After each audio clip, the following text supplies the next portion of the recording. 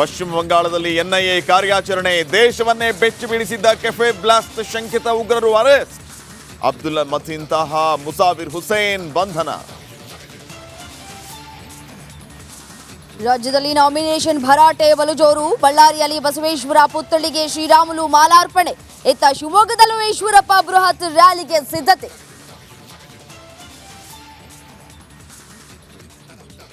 ಸಹೋದರನಿಗಾಗಿ DKShi mid night operation. 300ಕ್ಕೂ ಅಧಿಕ JDS ಕಾರ್ಯಕರ್ತರು ಕಾಂಗ್ರೆಸ್ಗೆ. ಕುಮಾರಸ್ವಾಮಿ ಆಪ್ತರಿಗೆ ಗಾಳ. ಇಂದಿನಿಂದ ಸಿದ್ದರಾಮಯ್ಯ ತವರೂರ ಪ್ರವಾಸ. ಮೈಸೂರು, ಚಾಮರಾಜನಗರ ಗೆಲ್ಲಲು ರಣತಂತ್ರ. ಅಹಿಂದ ಮತ ಟಾರ್ಗೆಟ್ ಮಾಡಿ ಸಿಎಂ ಪ್ರಚಾರ. ಇದು ಬೆಂಗಳೂರಿನಲ್ಲಿ ನಡೆದಂತಹ ರಾಮೇಶ್ವರಂ ಕೆಫೆ ಬಾಂಬ್ ಬ್ಲಾಸ್ಟ್ ಪ್ರಕರಣದ ಎಕ್ಸ್ಕ್ಲೂಸಿವ್ ಸುದ್ದಿ. ಈಗ ಇಬ್ಬರನ್ನ ಬಂಧನ ಮಾಡಲಾಗಿದೆ. ಕೆಫೆ ಬ್ಲಾಸ್ಟ್ನ ಇಬ್ಬರು ಶಂಕಿತ ಉಗ್ರರ ಬಂಧನ ಆಗಿದೆ. ಪಶ್ಚಿಮ ಬಂಗಾಳದಲ್ಲಿ ಇಬ್ಬರು ಶಂಕಿತ ಉಗ್ರರ ಬಂಧನ ಮಾಡಲಾಗಿದೆ. ಶಂಕಿತ ಉಗ್ರರ ಬಂಧನದ ಬಗ್ಗೆ ಮೂಲಗಳ ಮಾಹಿತಿ ಲಭ್ಯವಾಗಿದೆ. ಎನ್ಐಎ ಅಧಿಕಾರಿಗಳಿಂದ ಇಬ್ಬರ ಬಂಧನ ಆಗಿದೆ. ಅಬ್ದುಲ್ ಮತೀನ್ ತಾಹಾ, ಮುಸಾವಿರ್ ಹುಸೇನ್ನ ಬಂಧನ ಆಗಿದೆ. ರಾಮೇಶ್ವರಂ ಕೆಫೆಯಲ್ಲಿ ಬಾಂಬ್ ಇಟ್ಟಿದ್ದು ಮುಸಾವಿರ್. ಶಿವಮೊಗ್ಗ ತೀರ್ಥಹಳ್ಳಿ ಮೂಲದ ಮುಸಾವಿರ್ ಹುಸೇನ್ ಶಾಜೀಬ್. ಬ್ಲಾಸ್ಟ್ಗೆ ಪ್ಲಾನ್ ಮಾಡಿದ್ದು ಅಬ್ದುಲ್ ಮತೀನ್ ತಾಹಾ ಅಂತ ತನಿಖೆಯ ಸಂದರ್ಭದಲ್ಲಿ ಗೊತ್ತಾಗಿದೆ. 2020ರ ಅಲ್ ಹಿಂದ್ ಮಾದರಿ ಕೇಸ್ನಲ್ಲಿ ಇಬ್ಬರು ಆರೋಪಿಗಳು ತಾಹಾ ಮತ್ತು ಮುಸಾವಿರ್ ವಿರುದ್ಧ ಪ್ರಕರಣ ಕೂಡ ದಾಖಲಾಗಿತ್ತು. ಆದರೆ ತಲೆಮರೆಸಿಕೊಂಡು ಓಡಾಡ್ತಾ ಇದ್ದಂತಹ ಇಬ್ಬರು ಶಂಕಿತರು ಇದೀಗ ಅವರಿಬ್ಬರ ಬಂಧನ ಕೂಡ ಆಗಿದೆ.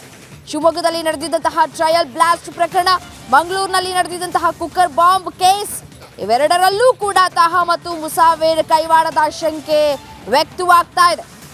ಈಗಾಗಲೇ ಇಬ್ಬರನ್ನ ಬಂಧಿಸಿದ ಎನ್ಐಎ. ಮುಜಾಮಿಲ್ ಶರೀಫ್, ಮಾಜ್ ಮುನೀರ್ ಬಂಧನ ಮಾಡಲಾಗಿತ್ತು. ಚಿಕ್ಕಮಗಳೂರು ಕಳಸ ಮೂಲದ ಮುಜಾಮಿಲ್, ತೀರ್ಥಹಳ್ಳಿ ಮೂಲದ ಮಾಜ್ ಮುನೀರ್. ಈಗಾಗಲೇ ಇಬ್ಬರನ್ನ ಬಂಧನ ಮಾಡಿದೆ ಎನ್ಐಎ ಅಧಿಕಾರಿಗಳು. ಇನ್ನು ಪಶ್ಚಿಮ ಬಂಗಾಳದಲ್ಲಿ ಇಬ್ಬರು ಶಂಕಿತ ಉಗ್ರರ ಇದೀಗ ಬಂಧನ ಕೂಡ ಮಾಡಲಾಗಿರುವಂಥದ್ದು.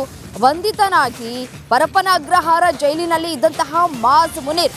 ಕೆಫೆ ಸ್ಫೋಟ ಸಂಬಂಧ ಮುನೀರ್ ಲಿಂಕ್ ಪತ್ತೆಯಾಗಿತ್ತು.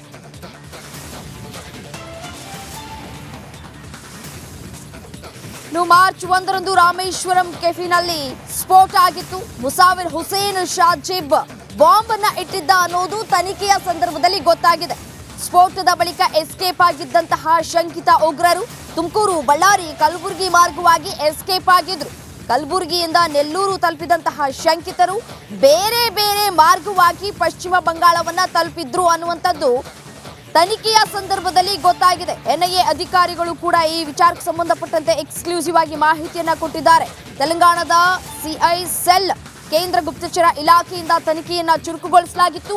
ಅಂತಿಮವಾಗಿ ಪಶ್ಚಿಮ ಬಂಗಾಳದಲ್ಲಿ ಇಬ್ಬರ ಬಂಧನ ಆಗಿದೆ. ಮಾರ್ಚ್ 1ರಂದು ರಾಮೇಶ್ವರಂ ಕೆಫೆಯಲ್ಲಿ ಸ್ಫೋಟ ಸಂಭವಿಸಿತ್ತು.